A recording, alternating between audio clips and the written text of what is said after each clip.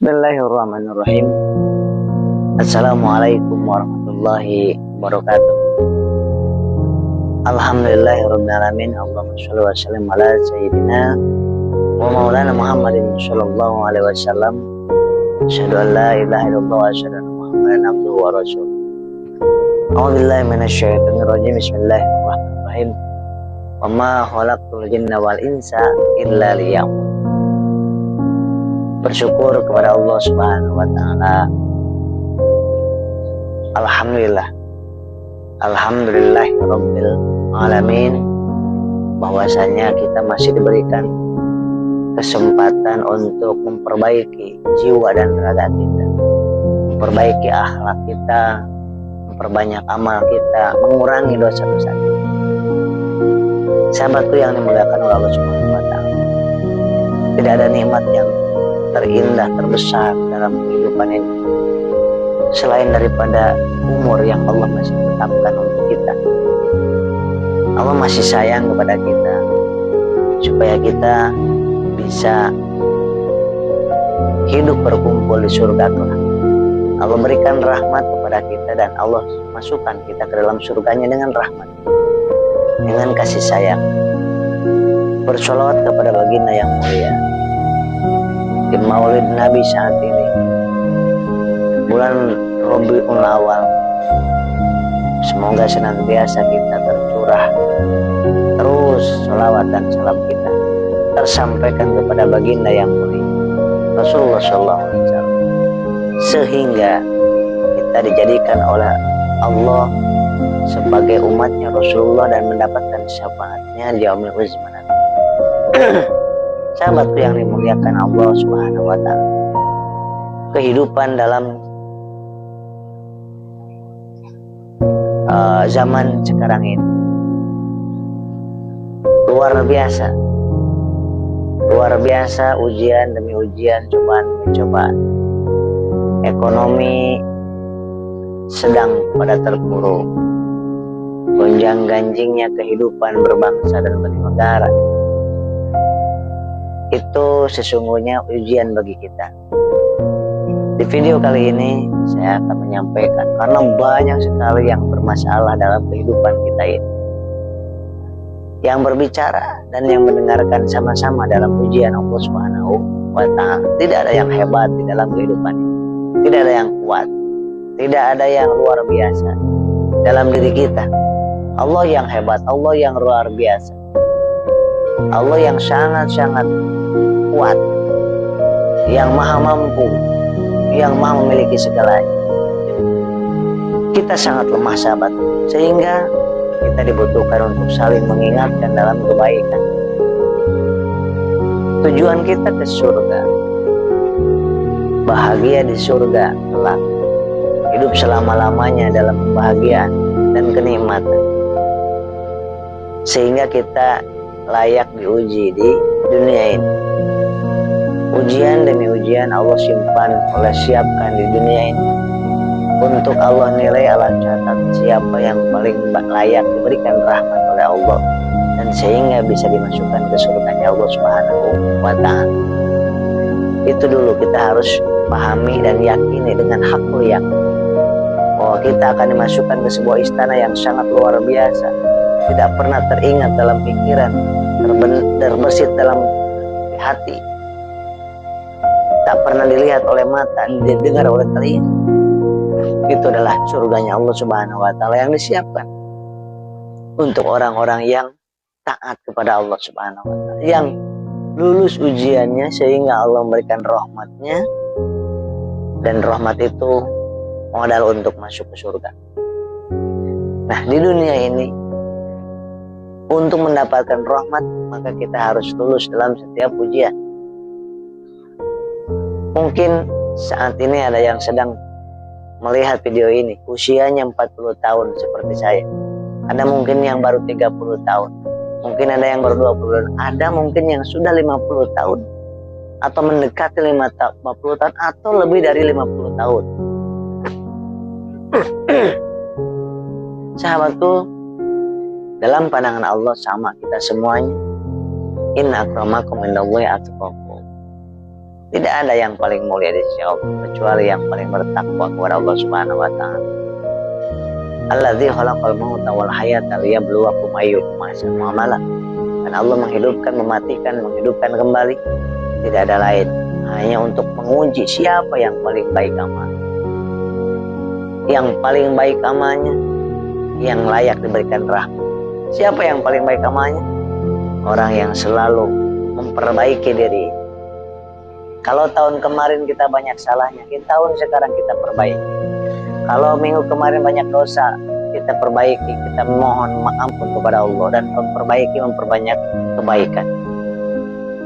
Kalau hari kemarin kita banyak mengambil hak orang lain, kita pernah mengambil hak orang lain, sekarang kita banyakin memberikan hak orang lain kepada orang dari diri kita.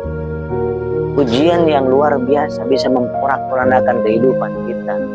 Siapapun kita, apapun jabatan kita, sebanyak apapun harta kita, seluar biasa apapun pangkat jabatan serta bisnis kita, andai kata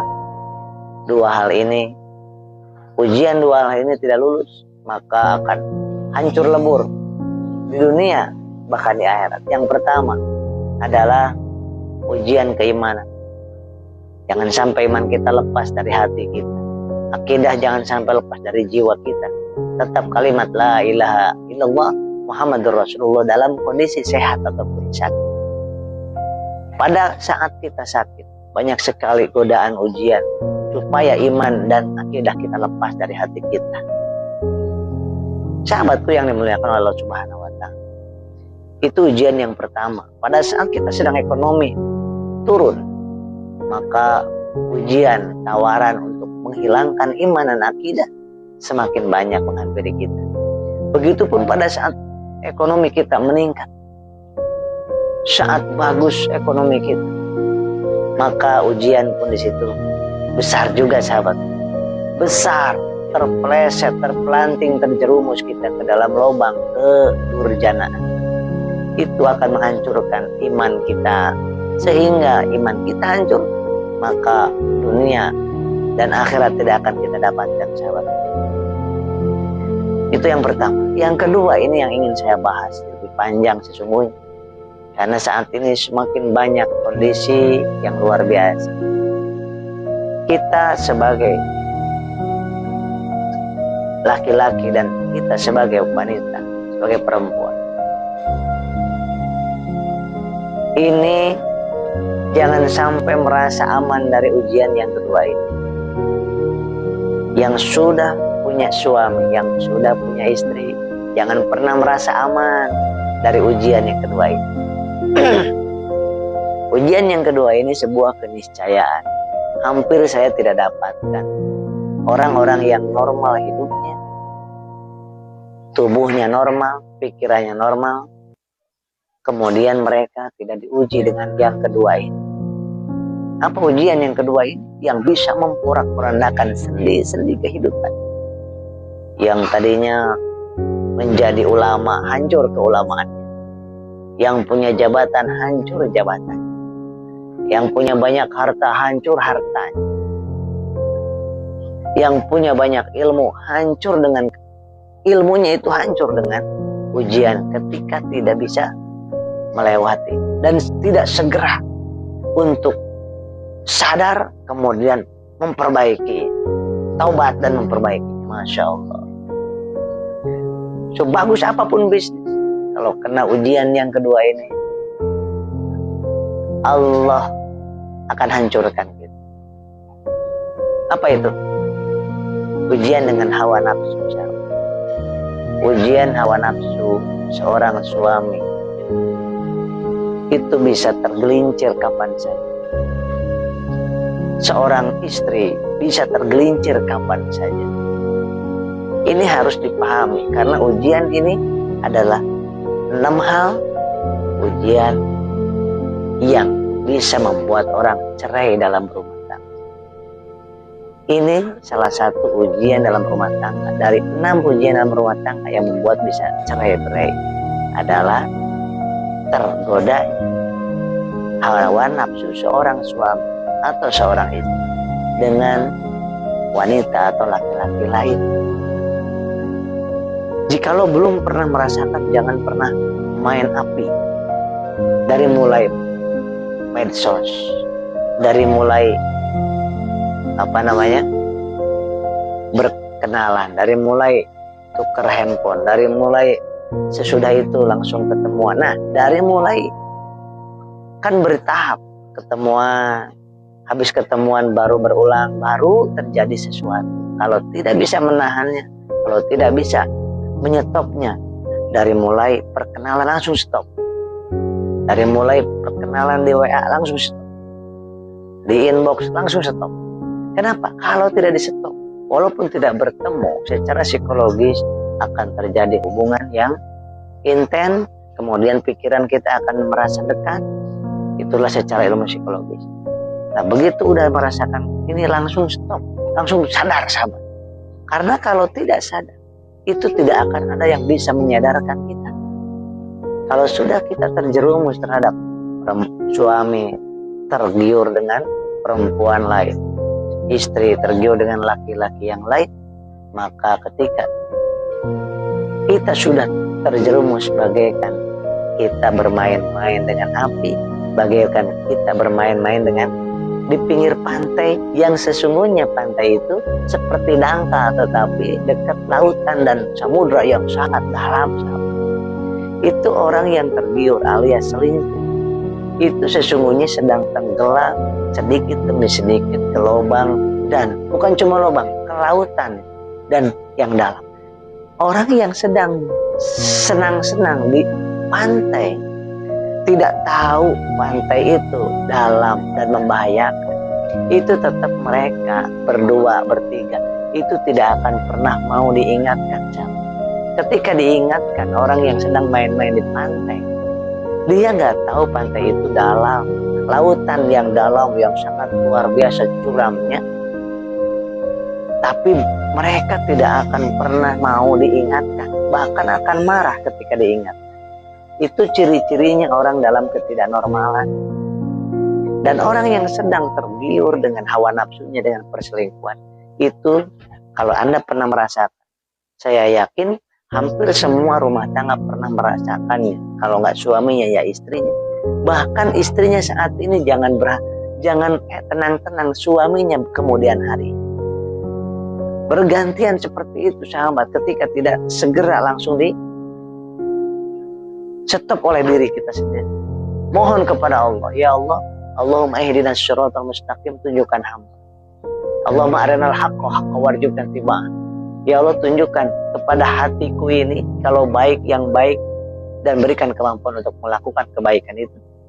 Wa arinal batila batila warzuqna ijtinabah.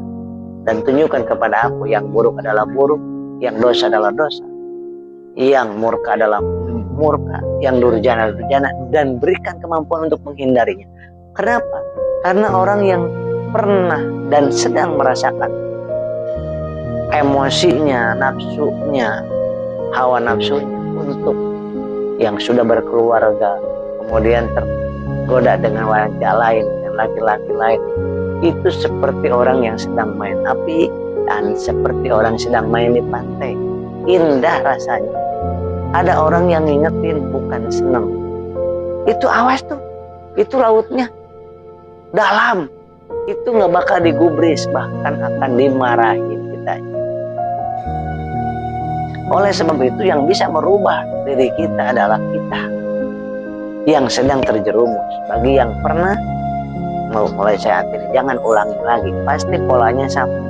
Dari pertemuan mata, kemudian ini medsos, kemudian intens, kemudian ke pertemuan, dari pertemuan ke pertemuan. Nah, itulah udah mulai bahaya. Saya dan sahabat-sahabat ada yang sudah pernah, maka yang sudah pernah langsung stop. Dari mulai perkenalan di medsos langsung stop, karena kalau udah berkelanjutan akan susah di stopnya. Ciri khas daripada orang yang sedang kena perselingkuhan, sahabat-sahabat yang sedang dan barangkali nanti akan kena ujian, itu yang pertama, emosinya meningkat, sensitivitasnya meningkat. Anak dimarahin, istri dimarahin, suami dimarahin, orang tua dimarahin. Dan yang kedua, tidak ingat lagi kepada perjuangan orang tua. Orang yang sedang kena dosa perselingkuhan, itu akan lupa terhadap orang tua. Orang tua nomor sekian, nomor satunya orang yang sedang di otaknya ada. Kemudian yang ketiga, jasa-jasa pasangan hidup kita menjadi sirna. Yang ada terbersit dalam pikirannya adalah kekurangan istri, kekurangan suami, kekurangan anak. Kejelekan istri, kejelekan suami itu yang teringat. Kenapa? Karena yang terbayang adalah kebaikan-kebaikan pasangan di luar sana. Pasangan nafsunya. Sehingga segera stop. Karena tidak akan ada yang bisa mengingatkan kita. Tidak ada yang mempan. Jangankan oleh pasangan hidup kita yang ingetin. Teman sejati kita pun gak bakal digubris. Kemudian orang tuanya gak bakal digubris. Kamu jangan berbuat kayak gitu, gak bakal digubris. Ini kenapa? Karena sudah dikendalikan oleh hawa nafsu. Dan hawa nafsu dikendalikan oleh setan. Idza jila'atullah alaih. Luar biasa, Pak. Dan ketiga, yang keempat, ciri khas ketika hawa nafsu sedang tergoda dengan yang namanya perselingkuhan, akan capek, lelah karena takut ketahuan. Maka jantungnya cepat berdebar. Ya, handphonenya dipakai password. Handphonenya disimpan di mana, pusing, takut dilihat pasangan hidupnya. Dan jangan heran kalau sering penyakit jantung, psikosomatis, asam lambung, migrain, ya, yang selingkuh nih ingat-ingat ya, yang pernah pasti merasakan. Yang sedang segera bertobat karena suatu saat akan bertekuk lutut, kemudian akan menangis kita. Kemudian kita akan menyesali dan akan tertawa sendiri melihat kelakuan kita, sahabat. Masya Allah. Saya dan sahabat-sahabat ada peluang untuk kena ujian yang luar biasa. Karena si setan senang sekali kepada orang yang sedang berselingkuh. Senang karena mudah dikendalikan. Disuruh ini mau, gak ada ketakutan, sahabat.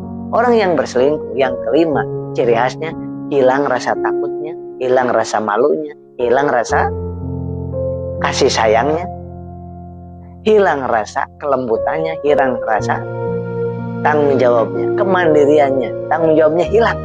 Kepada yang harusnya tanggung jawab jadi nggak ada. Kepada istrinya harusnya tanggung jawab, jadi nggak tanggung jawab. Kepada anaknya harus tanggung jawab, jadi nggak tanggung jawab. Kepada suaminya harusnya mengabdi, tanggung jawab, menjadi tidak tanggung jawab. Istri dan suami sama-sama punya peluang selingkuh. Jangan disalahkan selalu istri yang selingkuh. Jangan disalahkan juga selalu suami yang selingkuh. Karena kedua-duanya sama. Istri bisa selingkuh, suami bisa selingkuh. Dan sekarang, tahun ini suami yang selingkuh, tahun depan bisa jadi istrinya yang selingkuh. Kenapa? Si setan tidak akan diam. Karena satu-satunya cara yang paling cepat menceraikan keluarga adalah berselingkuh. Sahabat yang dimulakan Allah Subhanahu wa Ta'ala.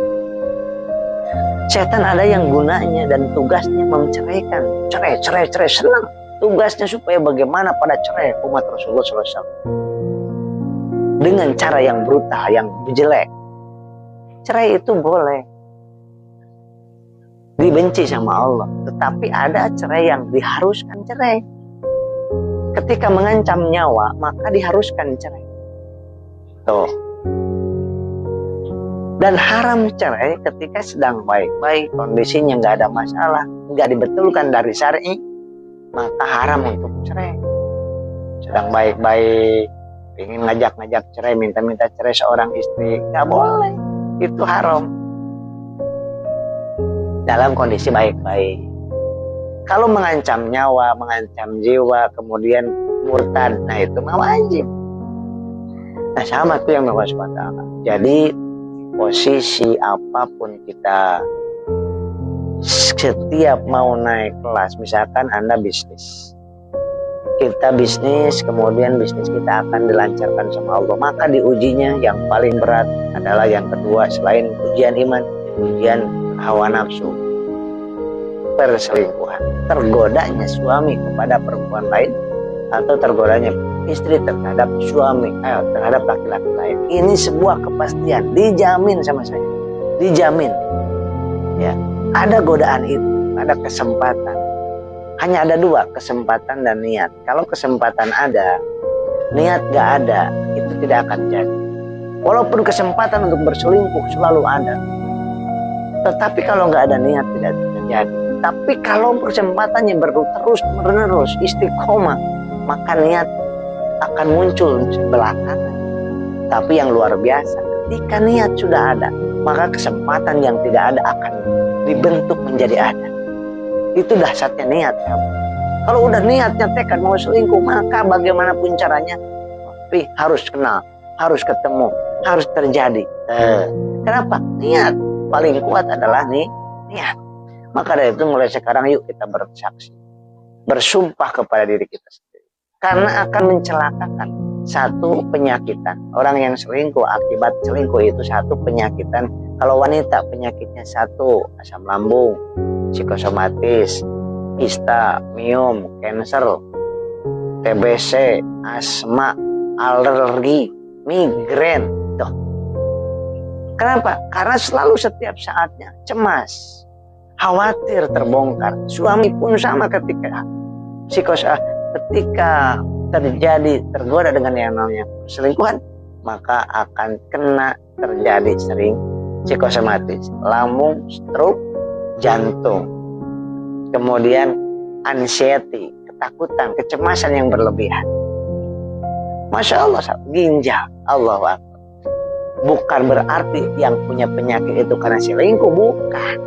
Tapi yang selingkuh insya Allah pasti kena penyakit itu, yang tidak segera tobat. Maka saya mengajak, mari kita bertobat. Mumpung ada yang mengingatkan, saya perlu diingatkan orang, sahabat. Saya mengingatkan sahabat-sahabat. Karena luar biasa ketika sudah ketemu saya dengan banyak pasien, sedang selingkuh mah benci banget sama istri, benci banget sama suami. Yang terngiang-ngiang laki-laki dan perempuan yang ada di otak, yang ada di hati, yang seakan-akan saling mencintai, luar biasa. Pada saatnya nanti akan terjadi satu, orang yang selingkuh akhirnya cuman 3. Satu, kematian belum tobat. Yang kedua, tabrakan, kecelakaan, belum tobat. Baru dia akan tobat. Masih mendingan tuh kalau langsung mati. Betapa banyak orang yang sedang selingkuh kemudian tabrakan langsung mati, gak sempat tobat. Masya Allah, la ilaha illallah. Masih mendingan kalau ada yang sedang selingkuh, tabrakan, kecelakaan, bisa tobat juga. Dikasih penyakit yang parah masih bisa tobat kalau masih sadar, sahabat. Biasanya sih sadar, tapi yang luar biasa, yang menyadarkan penyakit yang dahsyat, kadang-kadang yang paling dahsyat adalah penyakit psikosomatis, penyakit ketakutan dengan kematian. Itu yang akan menyadarkan kemaksiatan yang namanya selingkuh. Masya Allah. Yang ketiga, digerebek. Cuman 3 aja, digerebek. Kematian, kecelakaan, digerebek, kena polisi, ya kan, kena warga. Udah 3 aja ini. Kalau tidak mau 3 ini terjadi, segera sekarang, wah, daripada 3 ini terjadi, udah, stop, gunting aja hubungannya, blokir itu semuanya. Kalau tidak sanggup, bagusnya kalau bisa itu langsung komunikasi, tetap bersahabat, tetap bersaudara, tetap jadinya jadi persaudaraan, jadi persahabatan. Kalau gak mampu, blokir dulu aja dengan niat untuk menghindarkan mereka, dia dan kita dari terus. Semakin penasaran semakin menggulung. Ini ilmu psikologi, ilmu terapan, ilmu pengalaman, ya. Kemudian ilmu yang terjadi di pasien-pasien saya. Ya. Karena manusia normal, kita selama tubuhnya masih normal, otaknya masih normal, punya peluang kena ujian namanya selingkuh. Anak kita mau meningkat harkat derajatnya, orang tuanya yang kena ujian ini. Mau meningkat hartanya, bisnisnya mau dilancarkan, maka ujian yang ini yang terberat. Kita lihat profesi apa yang tidak hancur dengan perselingkuhan. Profesi oknum. Artis banyak, oknum ulama banyak, oknum aparat banyak, oknum apa lagi? Orang biasa udah jelas, gak usah diberitakan, udah banyak. Apa yang nggak kena? Pejabat banyak. Karena perselingkuhan ini bisa menghancurkan sendi-sendi kehidupan sahabat. Tidak bisa dipungkiri di zaman sekarang dengan adanya medsos, dengan adanya handphone, masya Allah la quwata illa billah. Bagi yang pernah penyakitan, bagi yang pernah terjadi tragedi 3 ini, kematian pada saat selingkuh, tabrakan dan kecelakaan saat selingkuh, dan yang ketiga kena gerbek. Itu sebelum kita terjadi ini, ayo kita sadar. Astagfirullahaladzim, astagfirullahaladzim. Sesungguhnya Allah melihat kita, Raqib Atid melihat kita. Allahu Akbar. Takutlah kepada Allah. Satu kali berzina itu menghancurkan rizki-rizki yang akan turun, itu akan terhalang oleh dosa zina. Apalagi dosa riba. Riba itu 36 kali lebih besar daripada dosa zina. Sama dengan menzinai ibu kandung kita sendiri. Maka dari sahabat-sahabat, ketika kita dalam proses perkenalan, ingin kenal nih, udah tutup aja. Ingin kenal, udah kenal 1, 2, 3 kali saling bercurhat-curhatan, langsung stop. Karena diawali dari curhat-mencurhat. Maka dari itu semakin khawatir kita dengan hal itu, karena ketakutan 3 tadi bisa mengendalikan. Kalau udah takut dengan yang 3 ini, takut mati sedang selingkuh, takut ketabrakan kecelakaan sedang selingkuh, takut digerebek sedang selingkuh, dan yang selanjutnya adalah pasti dikasih ini kecelakaan atau musibah atau penyakit ini Pak, yang bisa menyetop kita itu 3 hal ini. Maka mendingan kita nyetop sendiri.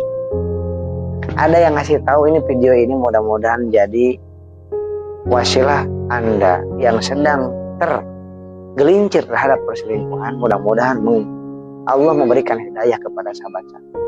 Saya dan sahabat-sahabat sama-sama orang normal, pernah tergelincir. Anda yang pernah, ada yang belum. Yang belum jangan sekali-kali sedikit pun, karena berawal seperti indah, kayak main di pantai, kayak main di pinggir jurang, sahabat. Selingkuh dibayangkan, sahabat, kita naik sekarang ke tebing yang sangat tinggi, ke gunung. Nah, di gunung itu ada jurang yang sangat tinggi sekali. Nah, kita sedang main-main di sini, itu namanya perjuangannya besar untuk selingkuh itu. Uang yang dikorbankan besar. Tapi nanti sampai di puncaknya di sini tebing yang sangat curam. Dan ketika diingatkan sama orang, maka tidak akan digubris, bahkan akan memarahinya. Ini sahabat-sahabat, ini adalah ujian bagi kita. Saling ingetin. Karena di sini adalah klinik hipnoterapi Islami berkaitan dengan masalah rumah tangga. Saya ngisi seminar training di berbagai macam kota sejak tahun 2009 sampai sekarang. Itu luar biasa.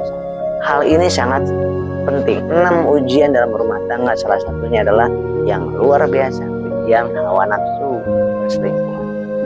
Sahabat pernah, yang pernah, kita semuanya sama-sama sedang dalam naungan ataupun rongrongan setan. Setan siapa? Setan yang ada dalam diri kita. Jangan menyalahkan, oh itu perempuan yang setannya yang enggak, bukan. Itu laki-lakinya yang saya mengganggu, bukan. Kita yang setannya itu kitanya. Karena pada saat kita sedang lalai kepada Allah, itu kita sedang menjadi setan. Sedang terkendalikan oleh setan, pikiran dan jiwa kita. Kenapa? Kosong jiwa kita dari zikrullah. Mungkin mulut kita zikir terus, tapi hati kita kosong. Maka dimasukin oleh iblis, oleh setan. Kalau jiwa kita dimasukin oleh setan, maka akan dikendalikan mata kita oleh setan, telinga kita oleh setan, mulut kita setan, otak kita akan dikendalikan oleh setan, kaki kita akan dikendalikan oleh setan. Maka yuk kita sama-sama zikir lisan dan hati, sholawat lisan, sholawat hati, sholat tubuh dan sholat hati, sehingga kita semoga Allah membimbing kita yang sedang terjerumus, mari kita sama-sama perbaiki. Kapan? Saat ini. Kapan? Detik ini. Kenapa? Nanti sore belum tentu hidup. Kenapa harus hari ini? Karena besok belum tentu kita masih hidup. Sebelum 3 hal ini terjadi kepada diri kita, maka kita sekarang ingatlah bahwa ketika ibu kita, ketika Anda seorang laki-laki, maka ingatlah kita sebagai anak laki-laki. Ingin menyetop selingkuh kita, gimana caranya? Ingat sebagai anak laki-laki. Mampukah melihat ibu kita menangis, berteriak-teriak karena ayah kita berselingkuh? Sanggupkah? Relakah? Tegakah? Kalau tidak, stop sekarang. Karena pasangan hidup kita juga punya anak, yaitu anak kita. Kalau Anda sebagai perempuan, sebagai istri sedang berselingkuh, katakan dalam hati, wahai diriku, ketika ayah berselingkuh, bagaimana? Ketika ibu berselingkuh, apa ada ibu yang berselingkuh? Ada. Usia 50 tahun masih selingkuh. Usia 60 tahun masih ada yang selingkuh. Sangat. Masya Allah, la quwata illa billah. Mumpung masih puluhan tahun, kita 40 tahun. Stop. Udahlah, udahan. Yang udah 45 tahun, udahan. Yang udah 50 tahun, udahan. Keburu mati. Masya Allah, la quwata illa billah. Apakah rela bapak kita menangis, tersungkur karena ditinggal ibu kita selingkuh? Relakah kita? Ridhokah kita melihat ibu bapak kita menangis? Kalau tidak, stop wahai para istri. Stop mulai sekarang istri. Para istri, stop mulai sekarang untuk meneruskan itu. Stop aja. Kebanyakan orang kalau udah setengah jalan, maka aduh Kang Asep susah, ini gimana nyetopnya, udah terlanjur senang, udah terlalu cinta. Itu si iblisnya ngomong. Langsung call cut aja, blokir, buang nomornya. Blokir, buang nomornya, langsung perbaiki diri. Katakan, makasih ya Allah masih hidup, tidak kau cabut nyawa saya dalam kondisi dosa maksiat. Terima kasih ya Allah tidak tabrakan, tidak kecelakaan, tidak penyakitan dalam kondisi masih. Terima kasih ya Allah tidak ada penggerbegan. Sekarang terus doakan orang yang pernah berhubungan selingkuh dengan kita, doakan supaya mereka diberikan hidayah dan diberikan kebahagiaan dengan keluarga, diberikan rezeki yang melimpah dengan keluarganya, dan berikan hati yang lebih dekat kepada Allah. Doakan aja. WA-nya kita blokir, WA-nya kita putuskan, komunikasi kita putuskan dulu, tapi lewat Allah kita doakan kebaikan buat mereka, lewat dia yang Anda cintai itu, dan Anda kembali ke dalam diri Anda sendiri. Karena diri kita bukan diri yang suka selingkuh sungguh, tapi diri yang baik, yang lembut, yang taubatan nasuh.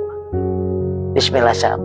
Karena ini kalau tidak diingat-ingat, maka akan menghancurkan. Hancur sahabat. Mau kiai sehebat apapun hancur kalau udah kena ini. Mau jabatan setinggi apapun hancur kalau udah kena ujian yang ini yang tidak lulus. Harus lulus sahabat.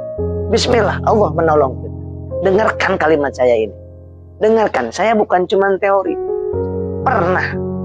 Pernah begitu banyak ribuan orang, jutaan orang yang pernah, tapi ada yang ngaku, ada yang enggak, ada yang kelihatan, ada yang enggak, ada yang tersembunyi, ada yang terlihat, ada yang ketahuan, ada yang enggak. Masya Allah, saya sampaikan kalau yang pernah terjerumus ini banyak sekali, dan sekarang yang sedang, ayo kita sama-sama bertobat. Mau Anda sebagai istri, mau Anda sebagai suami, sekarang ya tobat yuk. Yuk tobat yuk. Katakan, udah bosan, udah capek, udah lelah, katakan gitu. Udah bosan, udah capek, udah lelah. Emang gak lelah itu selingkuh? Lelah. Emang gak capek selingkuh? Capek. Emang gak bahaya? Bahaya. Emang gak habisin orang? Habisin uang. Emang gak habisin waktu? Habisin waktu. Maka mulai sekarang, mari kita sama-sama perbaiki diri kita. Mumpung anak kita masih Allah hadirkan, belum wafat. Mumpung ibu bapak kita masih ada, kita bahagiakan. Mumpung belum diambil sama Allah. Karena orang yang sedang tergoda dengan hal ini, dia akan lupa kepada ayah ibu. Dijamin lupa. Yang teringat selalu setiap saat yang ditanya kepada pasangan yang haramnya itu. Masya Allah. Mudah-mudahan kita semua termasuk orang-orang yang disadarkan oleh Allah. Kita semuanya pendosa. Kita semuanya punya dosa. Kita semuanya banyak maksiat. Kemudian sekarang kita saling mengingatkan, bertobat saat ini. Berdoakan orang-orang semuanya akan mendapatkan hidayah dan kasih sayang serta pertolongan dari Allah Subhanahu wa Ta'ala. Demikian sahabat, ayo semangat supaya bangkit lagi jiwa kita. Ingat jasa-jasa orang yang berjasa kepada hidup kita. Ingat Allah selalu melihat. Ingat Raqib Atid selalu bersama dengan kita. Tidak ada celah bagi kita untuk berdusta, untuk berselingkuh sedikit pun sahabat. Capek, lelah, dan menyakitkan, dan menyedihkan, dan akhirnya mencelakakan, dan menghancurkan, akhirnya mematikan sahabatku. Oleh sebab itu, kalau ada yang tersinggung hatinya, berarti sedang diliputi hatinya dengan setan. Setan perselingkuhan ini sangat keras sahabat. Ketika ada yang ngomong gini akan marah. Akan marah. Kok Kang Asep tahu, pernah merasakan? Iya sahabat, jangan munafik. Semua, hampir semua pernah merasakan. Dan siap-siap yang belum pernah merasakan akan merasakan. Maka dikasih tahu dulu caranya ini. Karena bakal merasakan sahabat. Jangan tenang, suami saya mah baik. Allah, yang suka ngomong gitu suka terjadi. Tenang, istri saya mah solehah. Allah, nanti suka terjadi. Maka jangan kayak gitu. Minta ke Allah, ya Allah tuntun kami suami istri. Dalam setiap doa, saya dalam seminar-seminar selalu doain, Rabbana hab lana min azwajina wa dzurriyyatina qurrata a'yun waj'alna lil muttaqina. Ya Allah, jadikan kami keluarga yang penuh dengan cinta, keluarga yang penuh dengan kasih sayang-Mu ya Allah. Selalu itu kenapa? Karena ujian ini sangat berat. Ujian ini, ujian hawa nafsu ini untuk istri berat, untuk suami berat juga sahabat.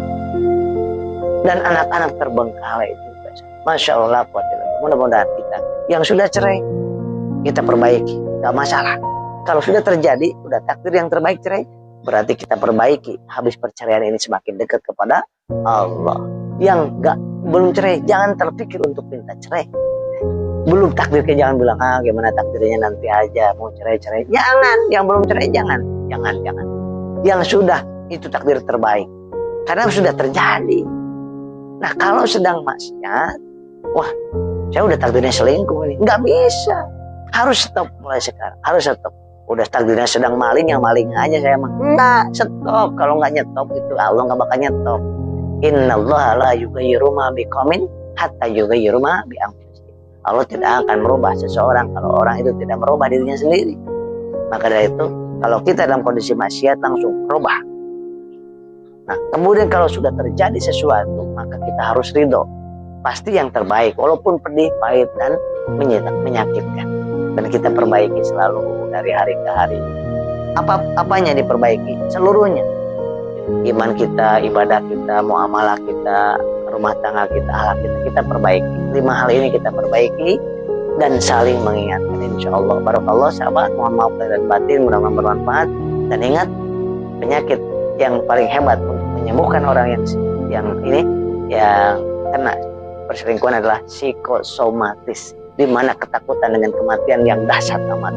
Yang kedua adalah masalah di cancer dan sebagainya. Alhamdulillah, maka kita mohon sama Allah, subhanallah, walhamdulillah, wala ilaha illallah, Allahu akbar. Demikian, mohon maaf lahir dan batin. Assalamualaikum warahmatullahi wabarakatuh.